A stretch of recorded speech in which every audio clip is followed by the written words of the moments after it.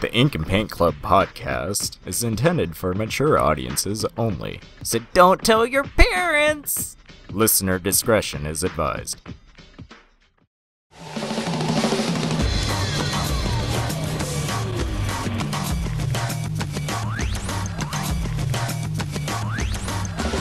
You're listening to the Ink and Paint Club podcast, your weekly home for animation reviews and discussions. Hey everybody, welcome to another episode of the Ink and Paint Club podcast. Don't sound too excited, guys. I am your host JD, and with me as always, as my favorite ginger in the whole world, Kyle. It's me. It's my dog anniversary today. It sure is. You got your dog a party hat and everything. I sure did. And wow. And those dulcet tones belong to the one and only Mr. Dustin.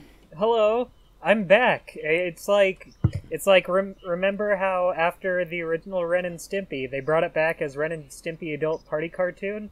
It's just like that. I'm back and not nearly as good as I used to be. I'm very annoying and I drag on too long. Yeah, so This episode's gonna, like, the last episode was great. That's like classic Ren and Stimpy. This one's gonna be all kinds of terrible. Yeah, I can't wait. And we're gonna have Ralph Bakshi in here. But we're not talking about Ren and Stimpy. So if you listen to our episode last week, we covered a multitude of cartoons aired by MTV. Now, Ren and Stimpy did air on MTV. Did it? Yeah, for a while. Since it was so popular, it aired in primetime on MTV. Well, they are both owned by Viacom, so yeah, weird. But we're talking about original MTV. Yeah. Cartoons. So we're talking about originally produced for MTV cartoons, and this week we're gonna wrap up our discussion on that. So, where did we leave off last time? The Max? Yeah, so according to my notes, I think we should be up to a show called Cartoon Sushi. Yeah, that I've never seen. We would have been up to Daria, but we're going to save that for its own episode. In the future, at some point. Yeah. Not next week. Sometime. So Dustin, tell us about Cartoon Sushi. I was going to say, have either of you guys seen Cartoon Sushi? I have not. No, sir. Okay, so Cartoon Sushi is kind of like Liquid Television in that it's just a variety of different animated shorts made by different cartoonists. And I actually haven't seen a whole lot of Cartoon Sushi. I've seen a couple episodes, but it was made by, I believe it was made by Danny Antonucci, who also made everyone's favorite show, The Brothers Grunt. We gave such glowing praise to last week. Yeah. Grant, I feel like this one is much more favorably received. I've never seen it, but so what would you say is the difference between this and like Liquid Television, like content wise? There's not a whole lot of difference between them, honestly. I'd say Liquid Television had more of a focus on recurring sketches, like, it had Aeon Flux, it had a bunch of Beavis and Butthead, etc. But Cartoon Sushi is more on the one-shot side of things. I believe each episode, I could be wrong, but I think each episode had a theme to it. I know the one episode I watched the other day, it was Halloween themed, so it had a bunch of, spooky, scary shorts. But honestly, that's about it. There's not all that much difference between the two. I know it had some skits by John Dilworth. It had a skit by, I don't remember his name, but he does some comics for Dumb Comics now. Or I don't know if he's still doing it, but he used to. Is it Gabe Swar? No. But weird. I hate to say it, but I honestly don't have all that much left to say about Cartoon Sushi. I've only seen a few episodes, but I really want to see more. But Yeah. I think that segues well into our next show, since that stemmed from Cartoon Sushi. Oh. Celebrity Deathmatch had its pilot Yeah. episode on Cartoon Sushi. Oh, yeah. MTV saw that, and they were like, well, let's make a show about that, with the celebrities beating each other up, and they're all made out of clay. Well, you know. I mean, I mean, MTV was known for, like, celebrity kind of, you know, content, stuff like that. So I guess, I mean, it was kind of inevitable something like that would come along. Hey, they were edgy. Yeah. It was kind of weird because I, for the longest time, didn't know this was, like, an MTV show. Because I always watched it on, like, I think, like, UPN or something, in syndication. That does sound familiar. Because I remember, I don't know if it was before or after, but I remember I would watch WWF wrestling with my brother, and Celebrity Deathmatch would always also be on the same night. So we'd watch those back to back. I don't remember which one came first, but that's how I saw it. They were a good tie-in. I mean, they're tangentially related, I guess. Here you can watch wrestling, and now you can watch wrestling if it were animated and they died. Yeah. So, yeah, Celebrity Deathmatch was kind of interesting. I mean, in the sense that it was like a weekly stop-motion animated TV show, which, you know, isn't too common even today or back in the day. Yeah, Eric Fogel made this show, I believe, who got his start on MTV, I also believe, creating a little show called The Head. Oh, I didn't know that. I believe that's true. I'll look it up really fast. I think it has the guy for... Yep, Glenn created Martin. by Eric. Yep, Eric Fogel. Interesting. Yeah, he made The Head, Celebrity Deathmatch, and Glenn Martin DDS, which Wikipedia, is very kind to it and calls it a cult show. I think that's being a little generous to it. That's being very generous. I wanted to stream it, but there's like no episodes online anywhere. That's probably for the best. Probably. No one needs to remember that. May 19th. But yeah. It came out in 1998. Wow. Celebrity Deathmatch? Yeah. Yeah.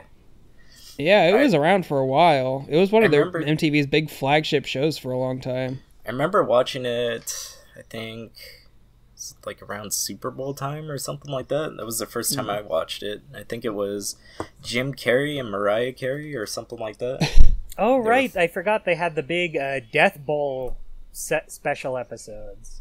Was that what it was? Yeah, there was one that was Madonna versus Michael Jackson. I think I remember that one. I don't remember who won. But what are your guys' feelings on Celebrity Deathmatch? I don't remember too much about it, like specifically, because it's been so long since I've seen it. I just remember I really enjoyed it as a kid because obviously you're getting to see these kind of celebrities that you see like in the news and on TV and stuff, just kind of put in a different context, in this kind of parody kind of situation. And, you know, kind of the blood and gore of it is kind of interesting to a 9-year-old. Yeah. It's kind of weird when you think about it, because this is around the time when Adult Swim didn't exist, and I think like Simpsons was maybe the king of adult animation, so there wasn't something like this. Like this is very close to almost Robot Chicken in a sense of like gore and all that. It's really weird thinking about that too, because it's not like The Simpsons is too edgy or graphic or anything. It's very tame. They usually save that for like Halloween time. Then it can get a little bit, but Yeah. A little. So like as a kid watching this, because it came out in '98, I was 8 years old at this time. Mm-hmm. But it was something I liked for the animation, but graphic death and stuff like that, really, I did not like it as a child, so it was kind of a mixed bag. I kind of feel the same. As a kid, I watched it, but parts, because it was so graphic, even though it was clay, it was always like a little off-putting to me. I was like, ew. Yeah. Like nowadays, that's silly since it's just clay figures being named, and clay figures that honestly, like they're not awful looking, but they're pretty crude looking. It's not like they look just like the celebrities.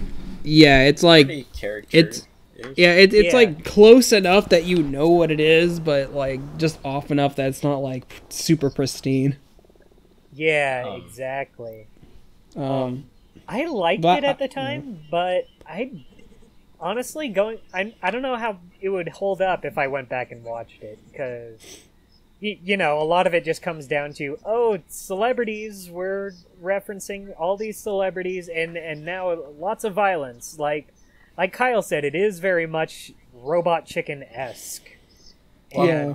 I'm wondering I'm wondering if watching it right now, if it would be like super tame compared to our standards of what we're used to. Possibly. I mean, I feel like a lot of stuff from that era is super tame. I mean, you can probably watch like early South Park and it's super tame to what it is now. Oh, early South Park is nothing compared to what it is. It's so weird thinking about, like, I hate to go off on a South Park tangent, but I was thinking about this the other day. How at the time Big Gay Al's Big Gay Boat Ride was like such a huge controversy. Yeah. Like it was in in TV Guide, they had like headlines on it. It was this big deal. And nowadays it's like nothing. Yeah, they do something worse than that every week, so. Yeah. And like now they're starting to put gay characters in like kid shows and stuff, when just having one in an adult cartoon was a huge deal. Yeah, I mean, tolerance grows over time, I guess. Yeah. They're selling a t-shirt with Stone Cold Steve Austin. And it's a celebrity deathmatch. That's amazing. It's a celebrity deathmatch design? Uh-huh. I forgot that he voiced himself in that. In Celebrity Deathmatch. There were a handful of celebrities that voiced themselves. I know he did, Mills Lane, of course, Lucy Lawless. I think there were other ones that aren't coming to mind right away. Yeah. Oh shit, I remember too. I remembered it at work and I was gonna bring it up, but one of the ones I do remember was monsters and not celebrities. Oh. Yeah. And it was like the Loch Ness Monster versus like Wolfman or some shit like that. Oh, I really liked that. It was Loch Ness Monster versus Bigfoot, and the match lasted 5 seconds. That's funny. Because Loch Ness Monster just chopped him in half with his tail, like, right away. That's amazing. Fucking great. I liked this show as a kid. It would be great if they put it out on DVD or something. I would probably buy it. It's weird. Yeah. The show is pretty hard to actually watch nowadays. Like, there's nothing on YouTube. It's not streaming on any sites. Yeah, and I mean, I don't remember it being like too chock full of like maybe like copyrighted music, which, you know, held up a lot of shows from being put out on a video or DVD or something because of music rights. But yeah, I wonder if it's like celebrity likeness rights. Like, I doubt it. Maybe. Since I feel that's protected under parody. Yeah, exactly. I mean, I don't think like Family Guy or whatever has to okay it with a celebrity every time they're gonna make fun of somebody. Yeah. So it should be covered. I think they did release one DVD, but it was just like a best of, like a handful of episodes thing. Right. Yeah, I don't know. What's the hold up on that? What's Maybe the MTV deal with that, MTV? Get on that shit. Get off your ass. It says as of 2016, they have a pilot, but it's not been greenlit or something like that. For a reboot? Yeah. Yeah, I remember hearing about that. They were in talks of bringing it back for a third time. Well, see, I don't know if it would work so well in modern day, because I feel like celebrities being parried into obscene situations is like such a common thing now. It's just like, I think we're so used to like being able to make fun of celebrities on a daily basis. Hell, we can go on Twitter and do it. Yeah. So I don't know if the novelty of watching them beat the hell out of each other is there anymore. I kind of agree, but at the same time, maybe it is something that could be brought back, since celebrities change all the time. Yeah, like the celebrities back then are different from the celebrities nowadays. I mean, yeah, you would definitely have to update it with like today's celebrities, because I feel I need to go back and see if I can find some episodes from the old days. Cause I need to know if like a lot of those celebrities are even relevant anymore. I know there was one episode that was Al Gore versus Weird Al Yankovic. And, that's amazing. Weird Al plays clips of it at his concerts, apparently. A friend of mine told me. You said he lost too, didn't you? Yeah, he lost to Al Gore, and he. I think I heard he plays the clip of him dying at his concerts. That's amazing. Al would be humble enough to do that. Oh yeah. Well, I mean, they have right here. I'm seeing Roger Ebert and Gene Siskel. That probably wouldn't be around there our time. Spike Lee, maybe not. I know there's episodes like that have the Spice Girls and a lot of like musicians of the time that probably don't do anything anymore. Jerry Springer, Rosie O'Donnell, and Oprah Winfrey. Jesus. Marilyn Manson was a big character. Yeah, if I remember right, I think he did his own voice, and he showed up a number of times. Like, the pilot that came from Cartoon Sushi was Marilyn Manson versus Charles Manson. And then they had, like, Hanson versus the Spice Girls, and then Marilyn Manson won by making, like, the scaffolding fall on them. That's amazing. Yeah, so, like, a matchup like that wouldn't be relevant today, because, like, who the fuck remembers Hanson? Yeah, but, like, since there's so many different celebrities these days, I feel like, theoretically, it could work. Yeah, maybe. Like you guys said, celebrity parodies is nothing that new, but I feel like the fact that there aren't very many claymation shows and there are more celebrities than mock these days, it could find an audience. Maybe.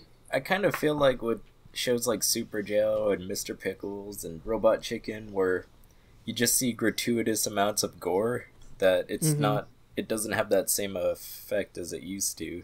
That's true. So, when they brought it back the first time, that was in the mid-2000s when that still was kind of a novelty.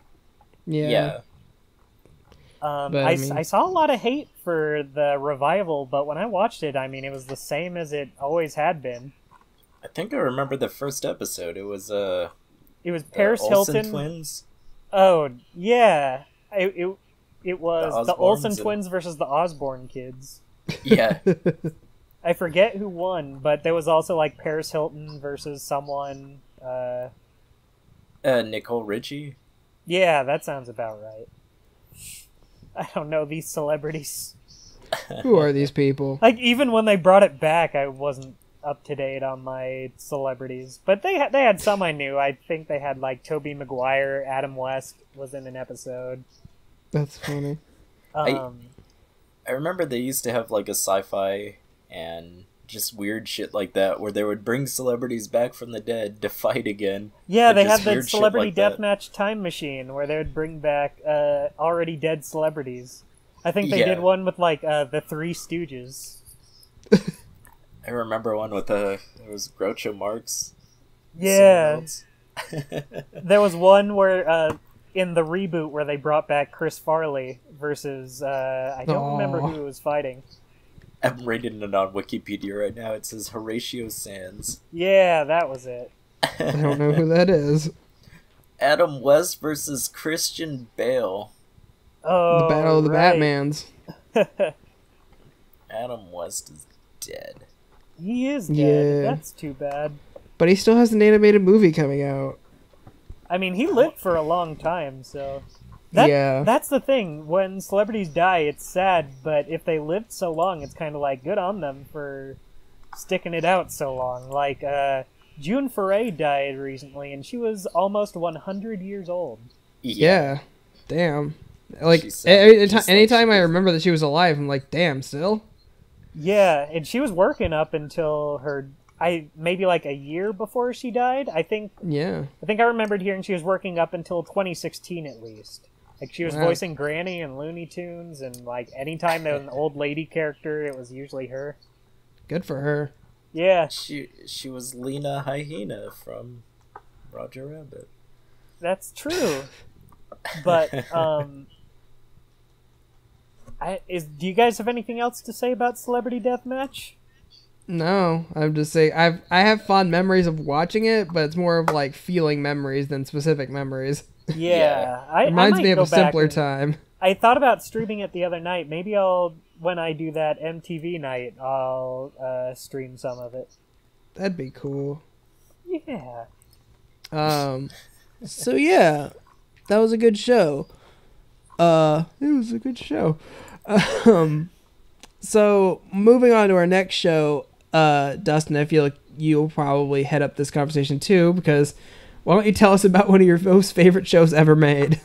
I would love to tell you guys about the Syphil and Ollie show. I mean, if you remember last week, we had we said that we had some technical difficulties recording this, so we had a little bit of Syphil and Ollie discussion last time, before our recording got screwed up. But I was telling you guys that Dustin streamed this for us a couple weeks ago, and I have to say it was one of the most bizarre things I've ever seen. Yeah, but I said it's not that bizarre once you get the general premise down. Like, once you get a feel for it, it's still pretty weird, but the weirdness comes from, like, the dialogue and characters rather than... I feel like once you have the situation, you're at least grounded. Right. I get it. Like, I got it after a while, you're right. It's just, like, the first thing I come in on is these just, like, crudely constructed sock puppets with, like, weird voices, and I'm like, what the hell am I watching? Yeah, so Syphil and Ollie, for those not in the know out there, you know who you are. For you uncultured swine. Yeah, but Syphil and Ollie it's a show with sock puppets on MTV, so it's not technically animated, but I figured it still counted, and I just wanted to talk animation. About it. Yeah, but so it's a show about these two sock puppets who host They host a show. It's kind of like a public access show where they like take calls from the public. They do interviews with people. They have songs. It's basically various skits across each half hour.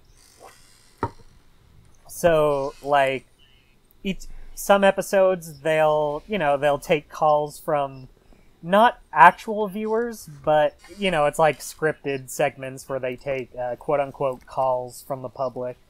Right. And they're usually weirdos and freaks calling in. Like sometimes their landlord calls them to yell at them about something, usually involving monkeys. Like he's usually like, "You got to get those frickin' monkeys out of there. I've had it with this." Jesus. Like there was one where their water bill was up so high, and they were like, "I just got your water bill." Yeah, we're running a water slide. He's like, "What the, buddy? This is an amusement park, not a water park. Or no, this is an apartment, not a water park." And he says, "Yeah, well, if you saw it, you might disagree with that." And like, they have calls from people asking for advice on questions like. One calls in and he's like, why am I so short?" He says, have you tried standing up?" Oh, okay, thank you. And sometimes they do interviews with, sometimes they interview, like, planets. Like, they've interviewed the sun, they've interviewed Earth, Mars. Well, okay, then. And, like, Earth was, like, super stressed out from everyone living on top of it. I imagine it would be. And, like, earthquakes and volcanoes. God. And, sometimes they interview, like, batteries and, supermarket checkout scanners. Oh my god. Stuff like that. And every episode they talk with their friend Chester, who's he's very pure. He's not very smart, but they talk to him about different things each episode. Like one episode they asked him about exercise. Like, hey Chester, do you exercise? And he said, yeah, every day. I told him that chasing the ice cream truck doesn't count because he chases that thing all around town. But they asked him why, and he said, "I like the song." They asked, "What do you get when you catch it?" He said, "What do you mean?" he didn't know that it had ice cream. Oh my god. The thing has ice cream too? Yeah. That's fucking amazing. I didn't know that. So Chester's one of my favorite parts of the show. Sounds very special. Yeah, he is not very smart, but that gives him a sort of innocence. And they had one episode where he talks about how he met Syphil. And he met him because he was on a tour at a cereal factory one day. And he went skinny dipping in it, in the cereal.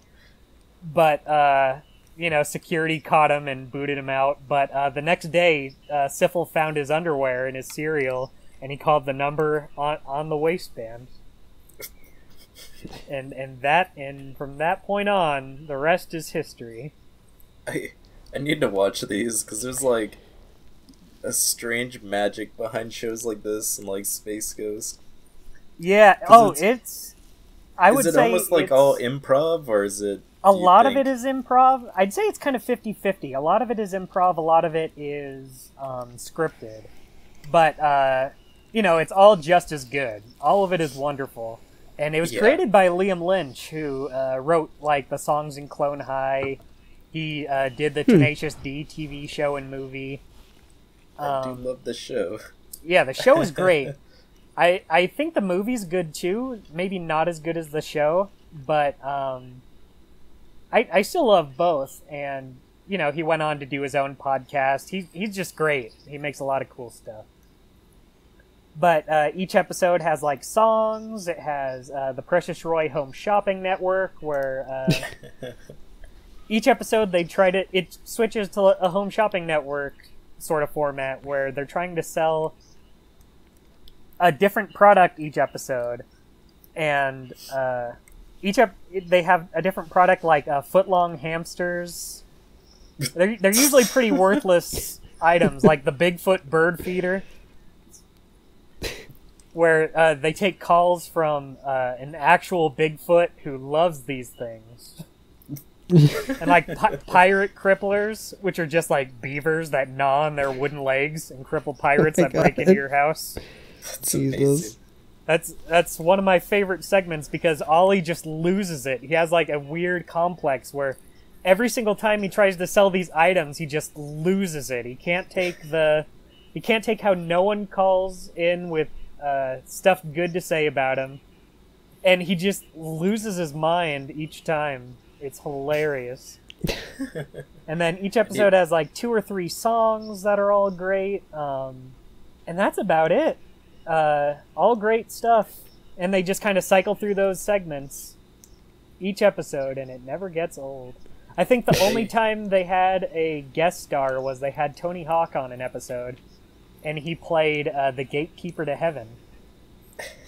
Sounds about right. Well, that sounds magical. Are all these episodes and stuff, like, freely online? Yes, I mean, they shouldn't be, but they're all on YouTube, because MTV doesn't really care. I mean, as long as people are out there watching it, I guess. Anything that lets people see these episodes, I am definitely in favor of. Although MTV recently put up Syphil and Ollie on, like, Amazon and iTunes and stuff, but they're, like, best of versions. So what that means is they're the episodes, but with all the licensed music cut out of them. Yeah, that's the compromise you gotta make. And like something like Daria, I can understand where the licensed music isn't, like a big detriment to the series. No, because in Daria, it was mostly just interstitial music transitions. Yeah, it was more just background stuff, which didn't really affect, the show itself. But with Syphil and Ollie, they had segments where they sang these licensed songs, like they sang Blondie's Heart of Glass. They sang Just What I Needed by the Cars, and that was my introduction to that song. I love that song. I always feel like taking stuff out like that, I don't know, because I like seeing the master cut or whatever aired first or something like that. I don't really like seeing the edited stuff. So, yeah, I mean, it's cool, but like when you get into that kind of licensing issues, I mean, it's either you put out the edited version or you don't put anything out at all, because like licensing all that stuff again is just too much of a hassle and it's too expensive. That's true. Yeah. It's like I think I brought up a few years back, the Mario Brothers Super Show used real music too, and that was kind of weird, but like in the Milli Vanilli episode. Yeah. And he says, "How about Girl, You Know It's True?" And then instead they play like some kind of Beat It knockoff. They're like, close enough. That's great. Like, play the other one. And blame it on King Koopa. Oh, Jesus. But yeah, like with Daria, I don't mind it so much. But with Syphil and Ollie, those are like actual segments of the show you're removing. Yeah. And that bums me out. And what's weird is at least on the Amazon videos, they have those listed in the episode descriptions, but they're not in the actual episodes. Oh, yeah. That's lame. So well, I feel like because MTV did so much for music back in the day, I feel like licensing that stuff for their shows was a lot easier. But now that they've kind of lost that leeway, yeah, I don't know. So if anyone out there is gonna watch Syphil and Ollie, watch it on YouTube and get the full experience. It was a late '90s show, so it's not like you're losing any of the quality. Right. It's still gonna be as fuzzy as it was back then. So didn't you say last time that there was a revival? There was. So they revived it for YouTube a few years back under Syphil and Ollie's video game reviews. Of course. I think I remember that too. Yeah, and like it's so weird because Lynch said the budget for them was like way lower than the actual show was, but because technology's advanced so much, it looks like 1,000,000 times better than the show did. But that's amazing. Honestly, I didn't care for the revival that much, but I feel like part of that was due to the format of it. Because, like, if it's video game reviews, then they can only talk about video games on it. Yeah, it's a little limiting. And B, I feel like since they were YouTube videos, each segment was like 7, 8, 9 minutes each. But they were only one segment per episode. And the thing about the original show is each segment was like between 2 and 4 minutes. So they never dragged on. They were just short, sweet, and to the point. But when you have a video that's like 8, 9 minutes long and you have to stick to just one skit, then it gets dragged out.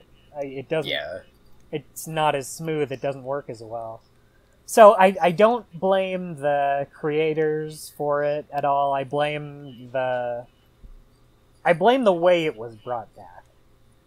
So I wouldn't be opposed to them bringing it back again if they, kind of stuck to what made it work so well in the first place.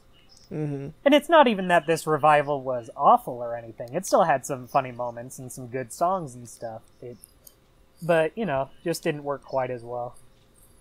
Yeah. I think it's cool to do stuff like that because it's kind of how Disney brought back the Muppets in a sense. They kind of started doing little YouTube videos and get people interested in watching like little parody stuff. So yeah, I mean, I feel like YouTube would be a perfect way to bring it back, but I would just kind of reevaluate the way they do it for YouTube a little bit. Yeah. Because, like, you don't really need to chain it to just a video game-centric show. Like, they talked about just whatever, anything in the original show. Was it real stuff, or was it... Oh, no, like, it was like parody video games. Like, they did Red Head Redemption. I love it. It sounds like a game for me. Yeah, you would get it. And they had a video game called Feed the Shark. This just has Kyle's name written all over it. Yeah. I do love it. like I said, it was still good for what it was. It just didn't work quite as well as it used to. I gotcha. But, so Sifl and Ollie lasted 2 seasons on MTV, which, granted, I will say, that's a lot better than they give a lot of their shows. Like, thinking about it, how successful were MTV's other shows? Like, Liquid Television had multiple seasons, Beavis and Butthead, Daria. That's about it. So, a second season is actually doing really well for MTV. Right. Like, after Sifl and Ollie, I can't think of... Well, I guess after Daria, I can't think of anything else that got a second season animation-wise. No, not really. Everything was pretty much limited to 1, if that.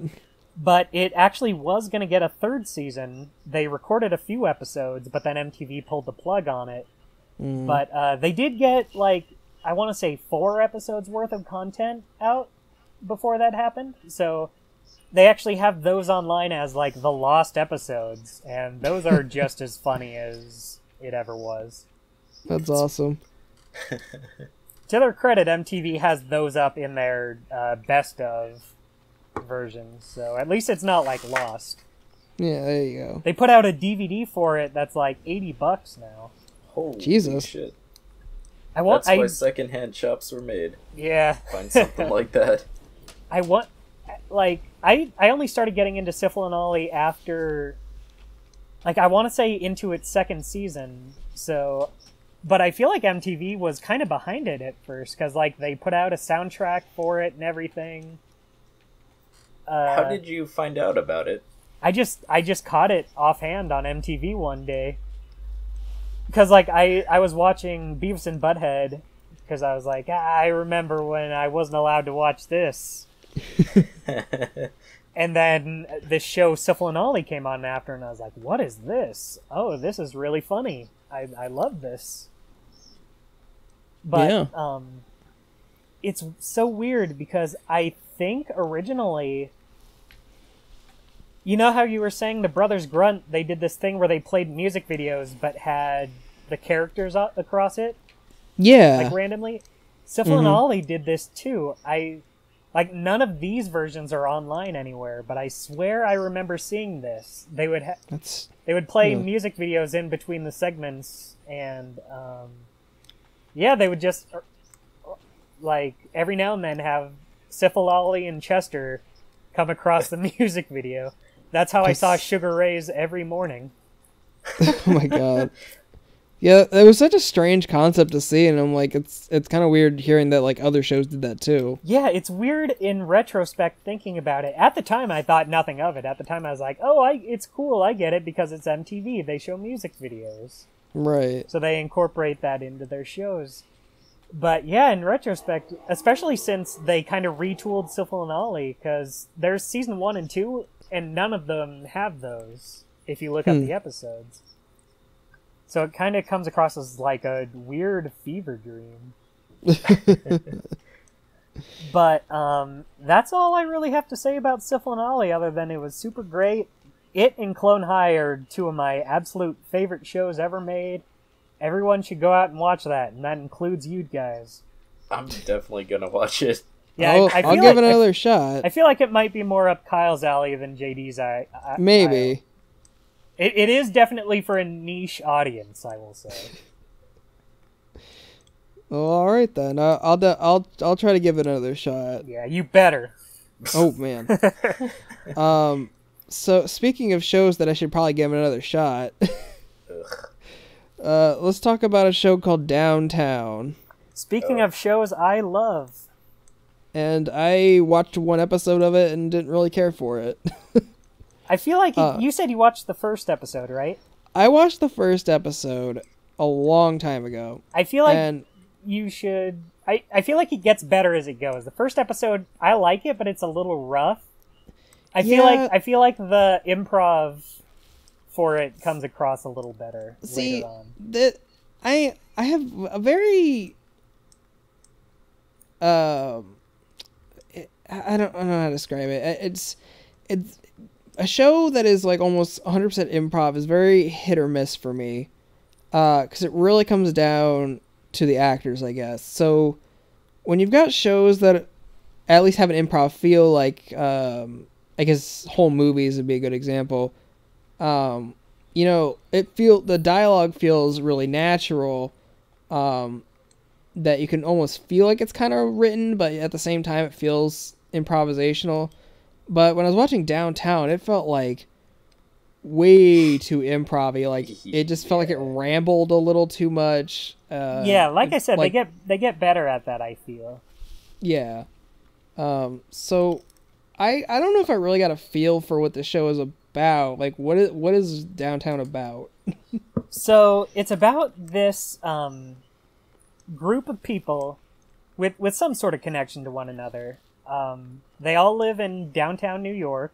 I forget what exact city they live in, but the main character. It's mostly about Alex. Like, I want to say Alex is the main character. He's this geeky 20-something adult who's moving in out of his parents' house and into his own apartment in downtown New York, and he loves a goth girl. Yeah, he's totally into this goth girl named Serena, who works at the comic and collectibles shop, and so he's trying to, like... Because of course she does. He's trying to deny he's this geeky, wimpy guy, trying to deny he goes to comic conventions and stuff. He's friends with Jen, a heavyset Asian girl who's very snarky. It doesn't have hands, apparently. She wears a very baggy sweatshirt with long sleeves. She's cool. She's a cool character. She's basically there to be Alex's snarky best friend. And you know what happens when there's a girl best friend. You get that romantic tension.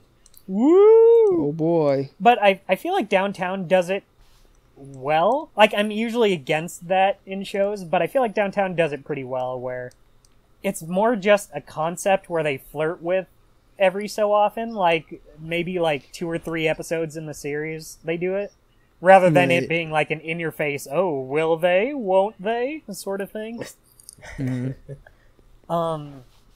And when I say Alex and Jen are like the main characters, I really shouldn't have phrased it that way, because really there's like 2 groups of main characters. So that's kind of Alex's group, and then there's another group with Alex's sister Chaka, her friend Mecca, and their friends Fruity and I forget his name. His friend, the biker dude, or no, Fruity's friend.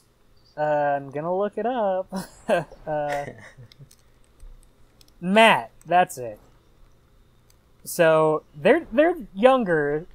I want to say they're like under 18, still in high school. Yeah, because I think there was an episode where they were trying to get into a bar. Oh, that's right. Into a club, and she ends up getting arrested for it. Oh, Jesus. But they have their own adventures. Each episode is kind of split up into an A story and a B story, each between these 2 groups of friends. And one more character that might be more familiar to you guys is Goat. I love Goat. He's the best. So Goat has a very interesting history to him. That's the biker guy?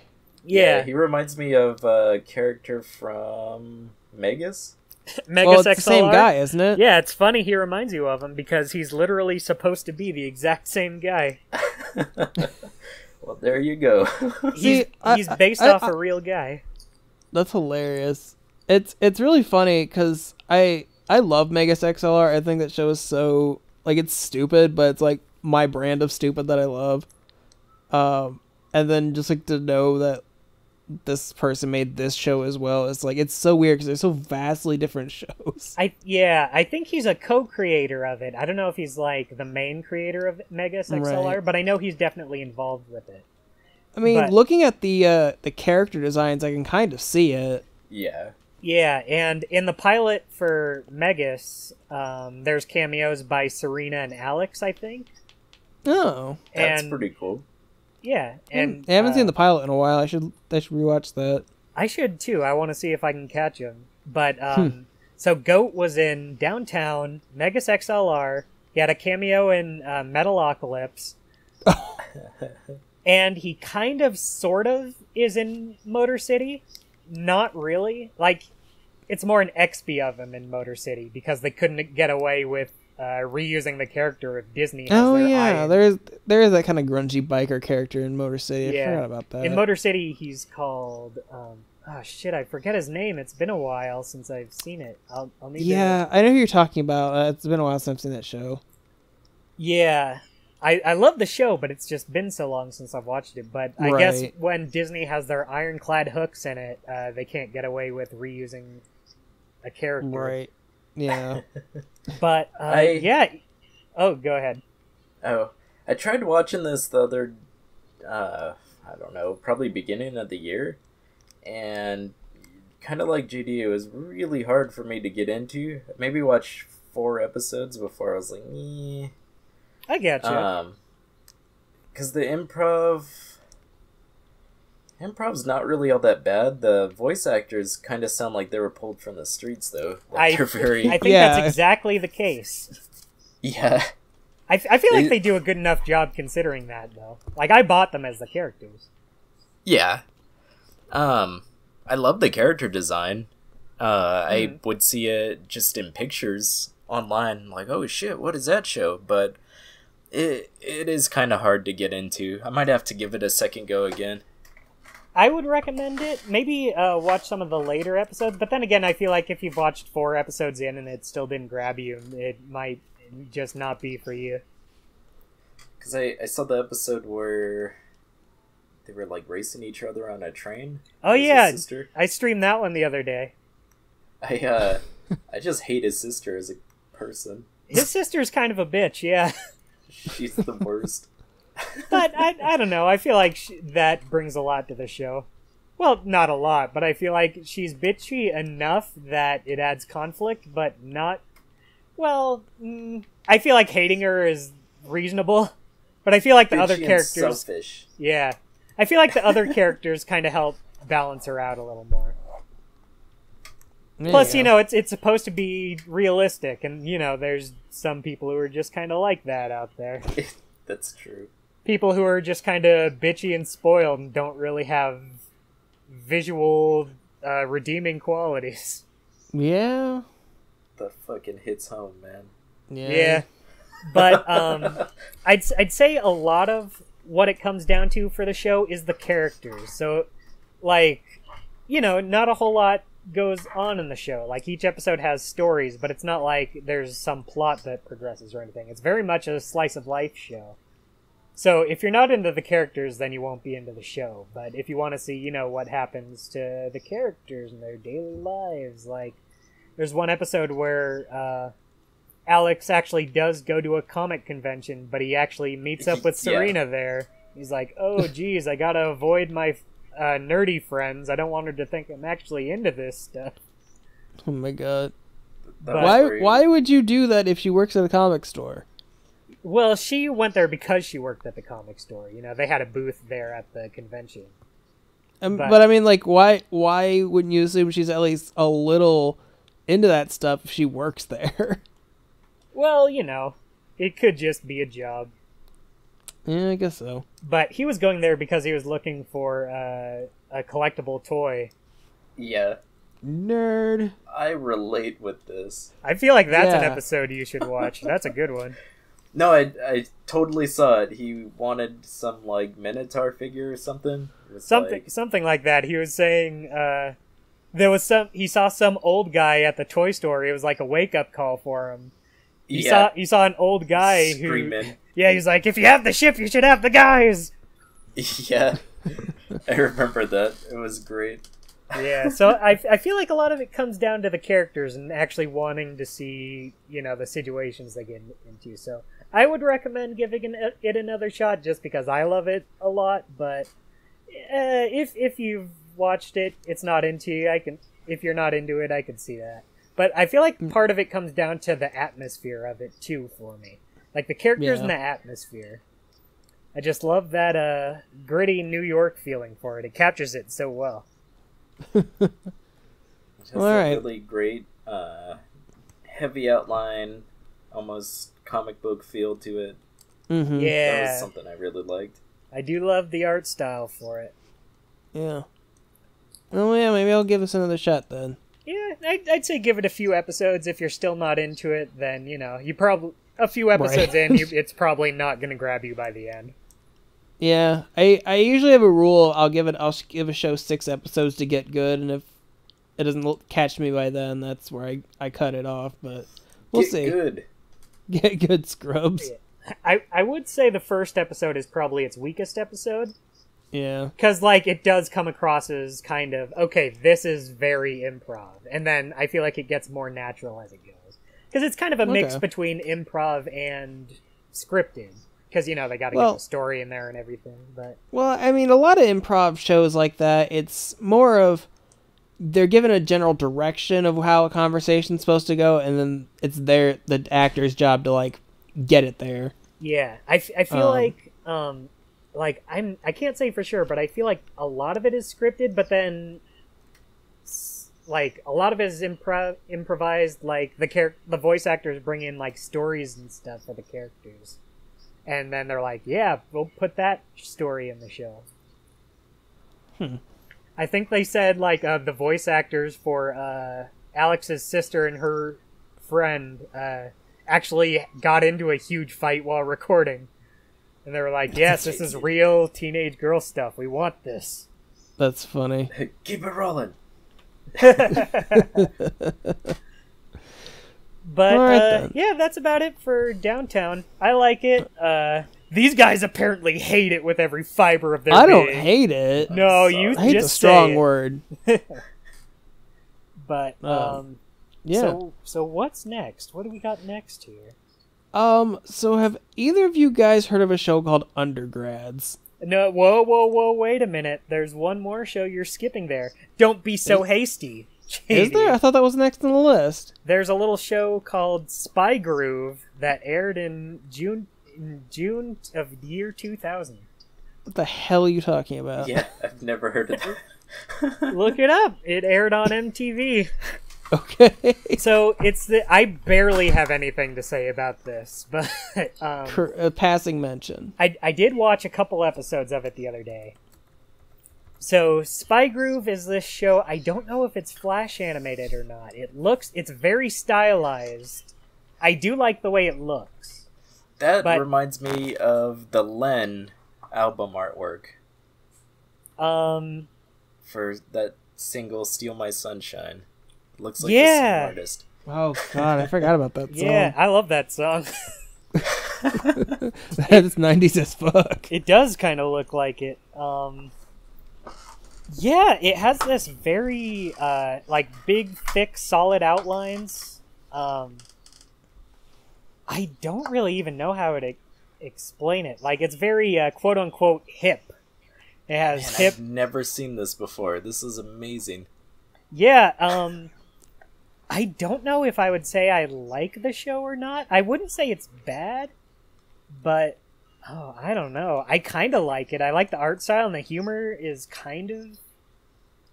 I don't even know how to explain the humor. It's very it's very dry, fast-paced humor. And I'm gonna have to watch this. Yeah, there's some episodes out there. I think there's some episodes on YouTube. The stewardess is pretty hot at the bar. I'll say that. That's all you need to have a show, right? I had a big crush on her as a kid. Oh man! And looking her up now, she's just as hip and cool looking as ever. But good to know. The two main characters are just very quick-witted, very fashion-forward spies.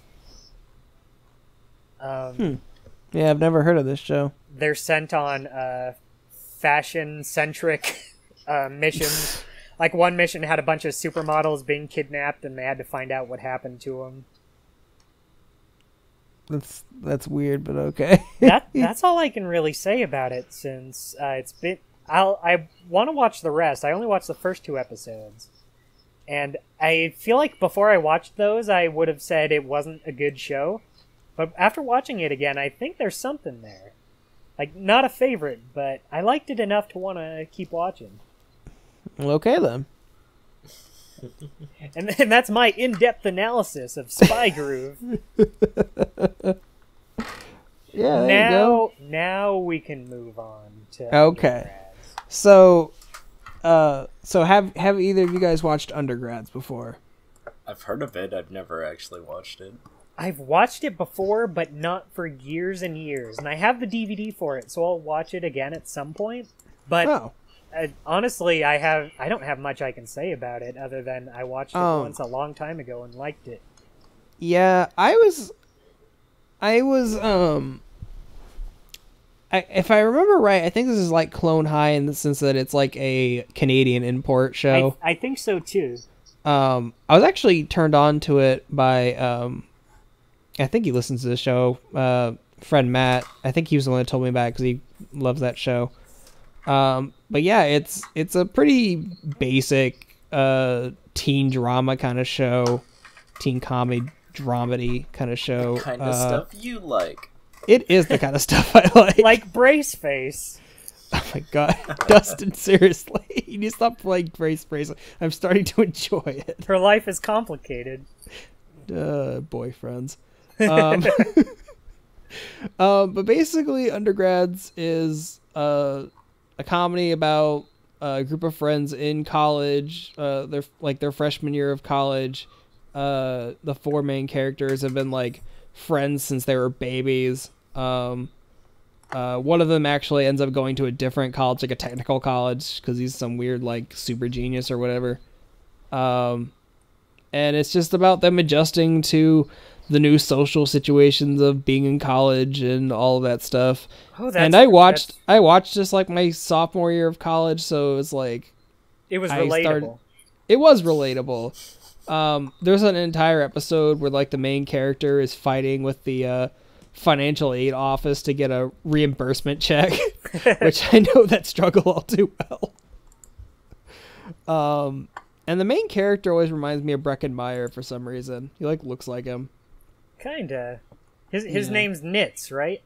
Yeah, there you go. It was Nitz, Gimpy, Cal, and Rocco. Right. Yeah. Yeah, Nitz is the main character. He's kind of your everyman kind of dude. Average Joe. But he's also kind of an asshole. He's one of those like he feels like he's well intentioned, but it comes off being a complete dick. Oh, okay. Kind of like those characters have like a moral superiority, or they feel like they have one. Oh. Yeah. Like, did they paint them in the wrong for that, or is he? Oh yeah, it's okay. I can't remember exactly what it is. It's been a few years since I watched this show. So it's not like these traits are being played off as like a good thing about it. Oh no, I mean there are plenty of times where the characters will straight up tell him that he's kind of a dick. I mean the last there's only one season. It actually ends on a cliffhanger, much like Clone High does. Unfortunately. But there's this girl that he's been hanging out with through the entire season. Like the kind of that kind of like friend zone kind of thing, but also kind of want to get with kind of territory. The Jen. Yeah. But basically at the end of the season, I forget what he does exactly, but she basically gets pissed off and tells him off, and you never know if they resolve that or not. And you never will.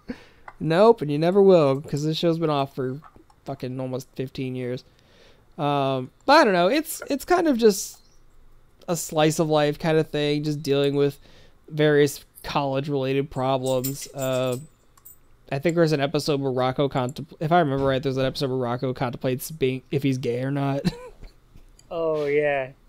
Yeah, One thing I remember about this show is it was Rocco's fake ID. Yeah. Where it says, I am 21, so drinking is yes. No, that just reminds me of the whole bit in Clone High where they tried to get beer. I am 21. Are you 21? Yes. No. Wow, that's 3 MTV animated shows with fake ID gags. I mean, that's just when you're a teenager or college age or something, like a fake ID is just kind of a go-to plot point. Yeah. It's going to come up at you some... with the questioning there. Yeah. It was a hard line of questioning. But no, I enjoy Undergrads. I need to go back and rewatch it because I feel like, I'm trying to write a story about people in college, so I feel like subconsciously I may pull some inspiration from it. That's a good idea. I Yeah. bet you pull more than inspiration from it. I as far as I'm aware, I haven't full sail just ripped it off just yet. Give it time though. It stars the main character Fitz and his friends Sako, Pal, and Stimpy. Wait, no, not that last one. I mean, I guess you could say my one character, Frank, can be a little in the vein of Nitz in the sense that he's kind of has a superiority complex, is kind of a dick sometimes, but I feel like it's kind of a staple of main characters. You're among friends here. We can say the word. He's a douchebag. He is Frank is a douchebag, but he's gonna learn from it at some point. But yeah, I liked it. I thought it was a good show.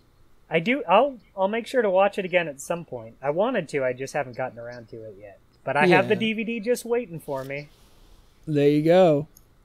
So yeah, that's about all I've got to say on Undergrads. It's a good show if you want just like a dumb slice of life college comedy. It's all right. It's not like the best show in the world. I can probably see why it didn't last past the season, but Right. It not subtle or nuanced. So yeah, this is where normally we would have talked about Clone High, but we already did that, so go watch it. It's a great episode starring me. Yeah, it was like a couple months ago. It was great. We had a good time. So let's move on to a show that I think we talked about. Last time we talked about was our very first episode 2 years ago. Damn. Damn. And it's one of Kyle's favorite shows ever. Now, JD, have you seen this show? I watched like half an episode. Okay, so I feel like on this MTV podcast, we've each had like 1 or 2 shows that each one of us has been particularly into. So this one's Kyle's. Yeah, Kyle, tell us about Take us 3 away. South. I love 3 South. It's got the ugliest art style, but it's so It really fucking does. funny. Yeah. So horrible. Fun fact, it was made by the guy who did Border Town, and not Seth MacFarlane as they billed it as, but some other... Now that you That's say not a that, fun it fact really at makes all. sense. That's a depressing fact. Yeah, that show was awful. I think it's canceled already. It's been canceled. It's Good. been cancelled. Good. It's Let's keep it long that gone. way. But anyways, no, this is like kind of the same, just college slice of life. Not really slice of life, really. It's just really weird plots and really stupid humor. And I don't know why, but it just hits me in the right spot. Yeah, Kyle, you tried to get me to watch this a long time ago, and the humor was what really turned me off. Like, I did not enjoy this kind of humor. Oh, well, I don't know. I find that shit funny. I mean, if you like it, I mean, that's great. Defend yourself right now. Like the first episode, they're moving into their, it's two characters, Dell and Sanford. They're moving into their dorm room. And they're just like, oh man, we don't have parents. We could do anything we want. We could throw shit out the window. So they're just like throwing shit out the window. And he's like, we could throw the trash out the window. And he has a garbage bag. And he's like, dude, those are my clothes. And then you just see like clothes everywhere. And it's dumb shit like that just really gets me. There was an episode where they forgot to do their laundry, so they go down and like steal someone's clothes. So like the main character's this fat ass guy, and he's wearing like juicy pants and stuff like this. And this girl's like, hey, you stole my shirt. And he's like, no, I didn't. And it's like a picture of her face on his shirt. Why would someone have a picture of their own face on their shirt? I don't know, but it's just stupid shit like that makes me laugh. But I'll definitely give it a try sometime, because that humor does sound like something I would enjoy. I think you would really like this show. I remember seeing like a couple, or at least one episode like a long time ago, and I don't remember anything about it other than the art styles.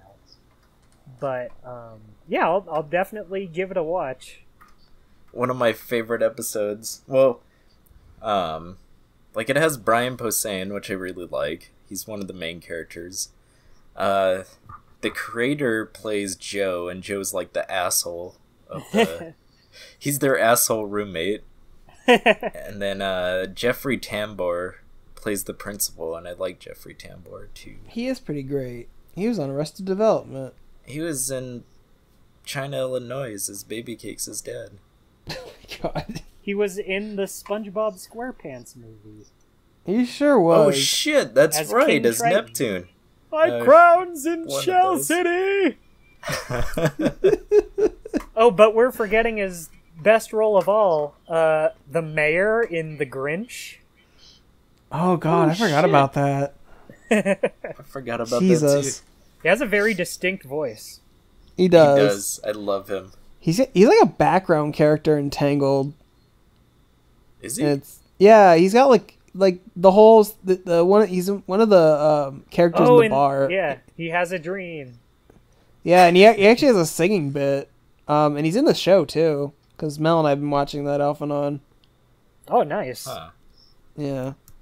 Well, one of my favorite episodes of this show is because of like testing and stuff, people are all stressed out, so they have this thing called the midnight yell, and you just scream out your window, and that helps you deal with the stress.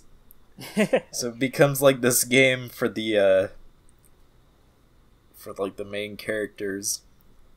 The guy who Brian Posehn plays is kind of like the meek guy. He doesn't want to like do it or anything. Mm. So at the end he finally decides that he's gonna do the midnight yell, and it's been banned. And it's like the funniest fucking thing I've seen in a cartoon. He goes out the window to scream, and he like inhales so he can scream, and in that second a tank shoots him out the window, and he's just screaming. My god. He gets shot out a window, and he like falls out his window onto a car, and he's like screaming in agony, and then the guy in the tank's like, I said no screaming, and he shoots him again. It's just fucking great. That's awful. The main character's waiting all day for the midnight yell. He's like, oh man, I wonder what time it is this night. It's just shit like that. But he makes sun tea. He's like, oh, I made some sun tea to pass the time. He's like, it'll go great with my sun chicken. And it's like this rotting carcass of chicken out the window. Just I don't know why, but it's just so fucking funny to me. I love this show, and it didn't last a season either. Well, it lasted a season. Only a season. Oh, Yeah. man. That's It's too great. bad. It seems to be a recurring theme. Yeah, just like Good Vibes. That was another one of my favorite Speaking of shows. good vibes. Well, hold on there. I think you're missing two very popular shows that I'm sure we all have great knowledge on. Oh dear God, what now? So, 3 South ended in 2003, I'm seeing. But it would be 6 years before the next MTV show. Have either of you guys seen DJ and the Fro? I have no idea what that is. That rings a bell. I have never seen it, but I think it's made by the guys who did Drawn Together. Oh, that's a mark of quality right there. Hey, I love Drawn Together. I like Drawn Together up to a point. Drawn Together is one of those things I love, but I definitely understand when someone says they don't. Like, I watched it for a good while. The first season's a little hard to watch, at least the first couple. I don't know. Episodes. I think the first season's probably the better season. Really? I feel like it's its weakest one. It's been a while. I just remember watching that movie and it was god awful. The movie's pretty bad. Because it was made in Flash. Yeah, it's Flash animated, and like they didn't bother.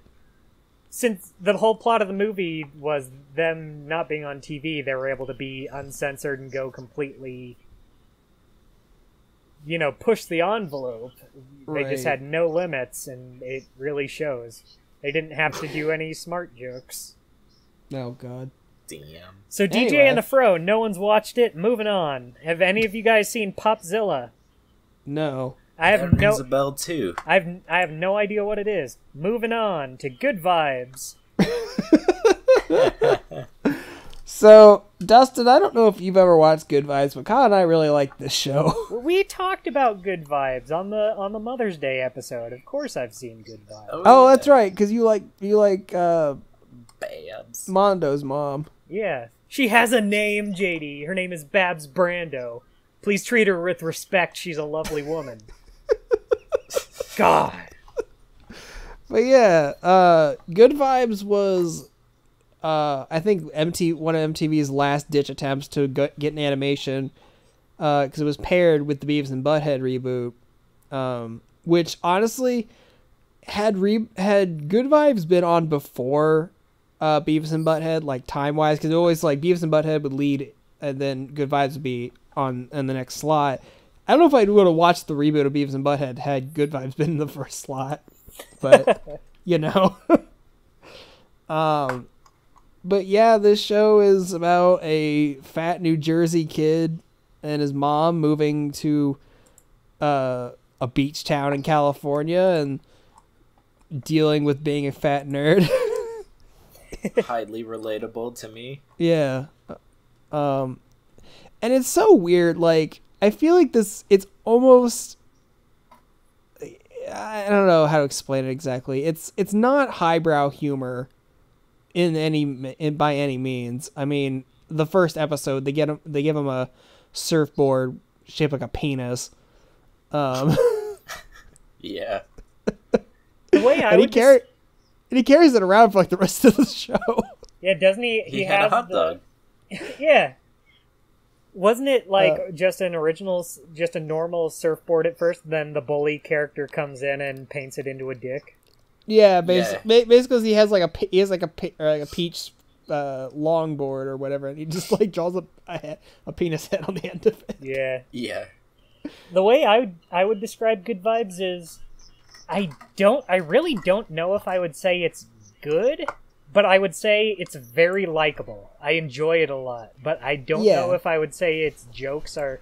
It definitely has some funny stuff, but... Geez, see, that's why it's so hard for me. Like, deep down, I feel like I shouldn't say it's a very good show. But I like it. I do enjoy the characters. I enjoy some of the jokes. And the characters are so likable. Like, you want Mondo and Woody to...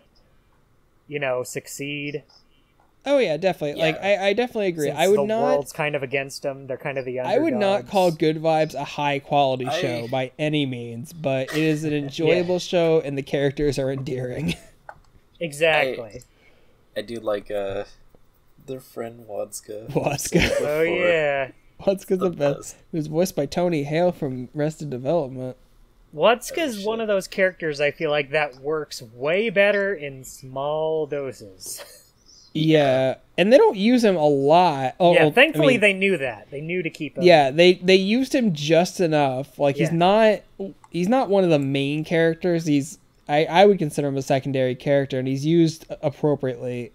Yeah. We brought it up last time, but even though this show's like, because it's weird doing a show like this where it's spanning a shitload of different techniques, where you've done that traditional hand-drawn animation to cells to, digital stuff. This is part of the digital stuff, but it has a very hand-drawn feel to it. Like you can see sketch lines on them. Yeah, the way they drew it does look very pencil-y with the line work and stuff. I mean, I don't think it's Flash. I'm pretty sure it's Toon Boom now, because I think that's what everyone's using nowadays. So you could definitely tell everyone's on a rig, but it's kind of like, it's not Rick and Morty quality of using a rig, but it's not like watching a Go animate thing either. Yeah, it's not like obvious. Right. It's still fluid enough. The characters have enough kind of gestures and stuff that it's not like, they're all canned animations and stuff. I liked it. There was a lot of love put behind this show. Yeah. The creators did. MTV, I feel, kind of dropped the ball on it. Yeah. Definitely. Because if I remember right, they actually aired the last couple episodes out of order. Oh, I think they aired all of them out of order. Yeah, because I remember, I think it like almost halfway through the season, they aired the episode about prom, which was actually supposed to be the season finale. Oh, right. So it like a lot of it like didn't make sense because there was a few recurring story elements, but once they started mixing the episodes up and they're like, they never mentioned this before, and then it's mentioned in a later episode, which was supposed to air before that one. So I think the last episode they aired was the concert one, wasn't it? Where they where Babs was trying. Yeah, maybe I think where so. Babs was trying to be a good mom. Yeah, that was the last one they aired. Yeah, so at least it got to air its whole series. Yeah, well, yeah, it only has one season. Like, I don't know. Like, I was really digging this show. Obviously, it was one of those you can turn your brain off and watch kind of shows. At the end of the day, so I really enjoyed it, and it's no secret that I enjoy like stupid high school comedy kind of bullshit. So I don't know. I really was enjoying the characters, and I wanted to see them do more of it. It was just funny because it was like, oh boy, I can't wait for season 2. Any minute now. You're gonna be waiting quite a while. Yeah. Yeah, and honestly, I don't know if it was just like, I don't know if it was the lack of quality in the show, but I think it was just MTV wasn't getting the viewing numbers in their animation block that they were hoping for, so they just canned the whole thing. The audience for animation just isn't there. I remember. What were you gonna say? That was around the time when Jersey Shore and all that was like their number one. Oh yeah, because honestly, there's a few jabs at Jersey Shore in this show because I mean the character's from Jersey, so there's a few jabs at it. I mean, fuck, Beavis and Butthead was making jabs at him at the same time, so. But yeah, I honestly feel like if they wanted to bring this show back, I don't know if you could now because Josh Gad, who is Olaf the Snowman, and he does all kinds of stuff now, was the main character. So I don't know if you'd be able to get him back for it. Whoa, wait a minute! He was Mondo? Yeah. I can't believe I never put that together. I never thought about it. Yeah. I hear it so clearly now, but I think this is the. Good Vibes is the only reason I know who Josh Gad is, or that's how I knew who he was. Because then I hear him in other things or see him, and it's like, oh yeah, it's that guy from Good Vibes. Who knows? Maybe he'd be willing for it. Let's get him on the phone. Yeah. But honestly, I feel like if Adult Swim wanted to pick this up, I think it would do a lot better.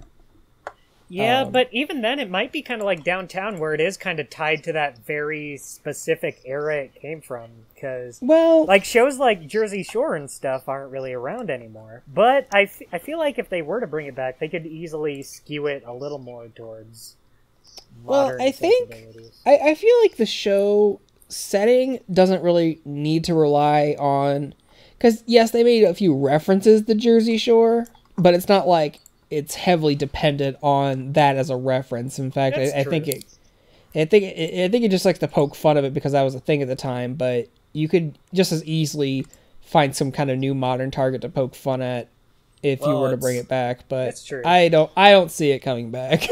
It's just the California surfer kind of bullshit.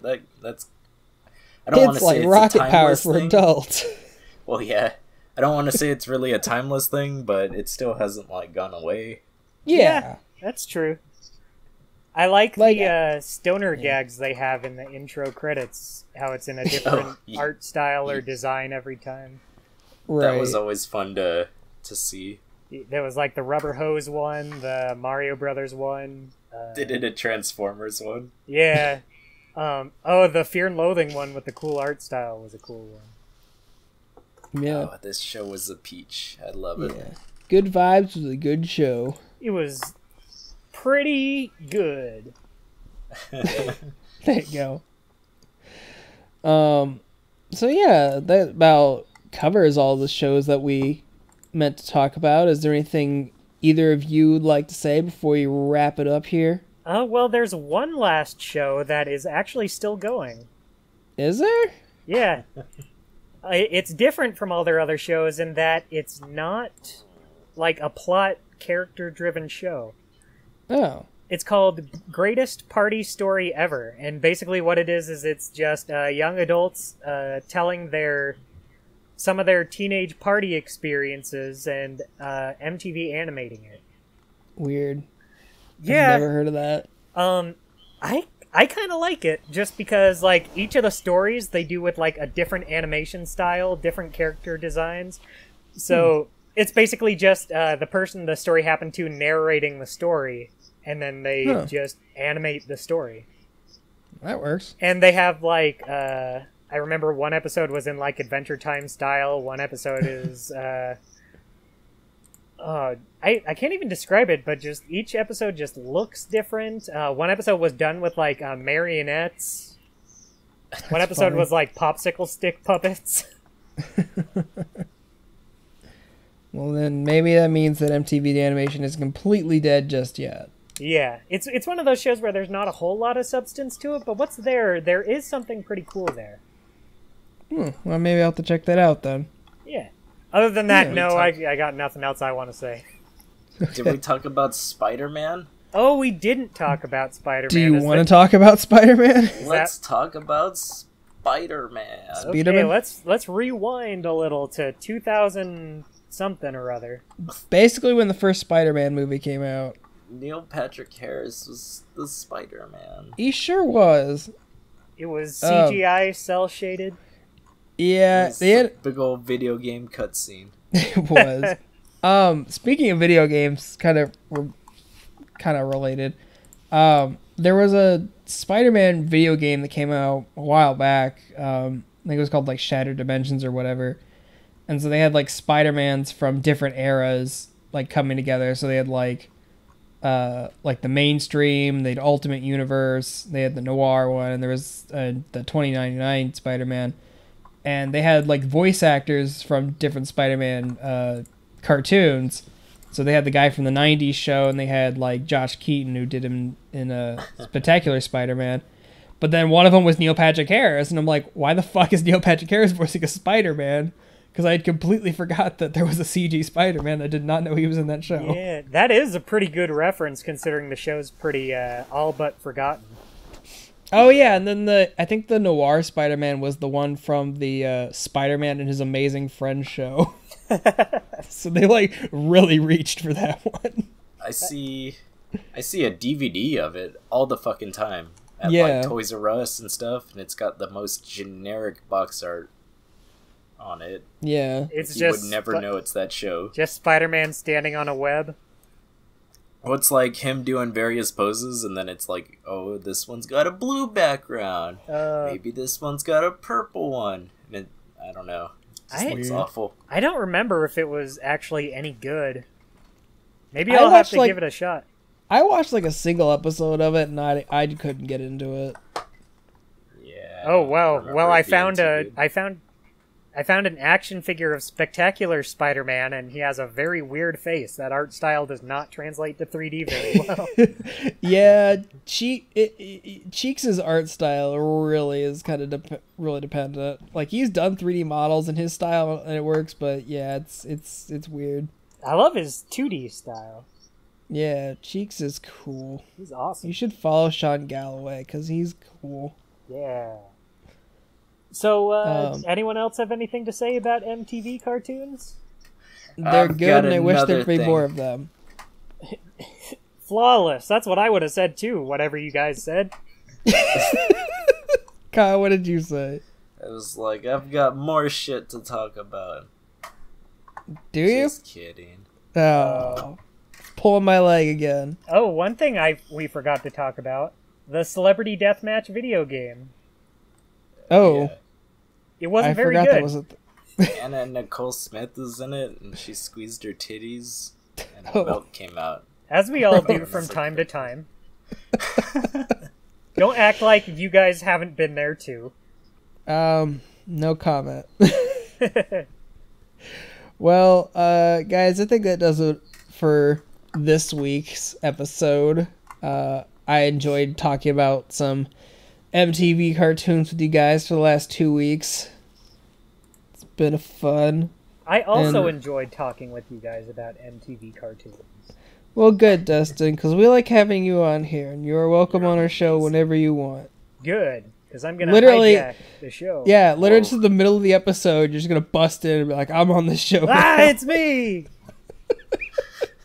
We're going to just do that one time. We're going to have you silent for half an episode, just busting halfway I through. scared you guys. Oh, no. Who saw that one coming? No one. No one expects Dustin. This, I don't know. But, yeah, so I hope you guys enjoyed us reminiscing about this, and maybe you found a new show that you want to go check out. I hope you guys didn't enjoy it, because I'm contrarian and edgy, and I'm a 90s kid like MTV once. I don't play by social norms. And you shouldn't have to. I'm so. underground. Oh, man. So, yeah, so thank you guys so much for listening. Be sure to do all that subscribe-y bullshit and stuff, and we will catch you all next week with a new episode. Bye. Bye. Thank you for listening to this episode of the Ink and Paint Club podcast. Be sure to subscribe to the channel so you can catch a new episode every week. Also be sure to follow us on our Facebook and Twitter so you can keep up with the show. Links are in the description. We'll see you next week.